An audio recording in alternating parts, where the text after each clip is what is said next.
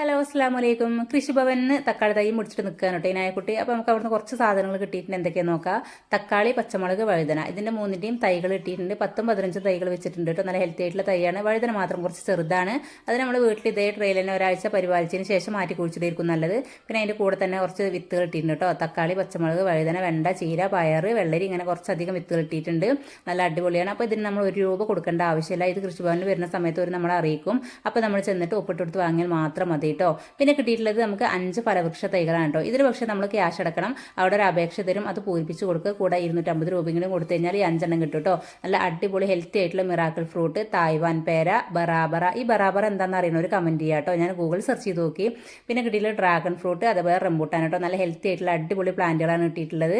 അപ്പോൾ ഇതിനെക്കുറിച്ച് കൂടുതൽ അറിയാൻ നിങ്ങൾക്ക് നിങ്ങളുടെ അടുത്തുള്ള കൃഷിഭവനായിട്ടൊക്കെ ഒന്ന് ബന്ധപ്പെട്ട് നോക്കുക കേട്ടോ. വീഡിയോ നിങ്ങൾക്ക് ഉപകാരപ്രദമായി ഇഷ്ടമായിരുന്നുണ്ടെങ്കിൽ ലൈക്ക് ചെയ്യാനും ഷെയർ ചെയ്യാനും അഭിപ്രായങ്ങൾ കമൻറ്റ് ചെയ്യാനും മറക്കരുതേ.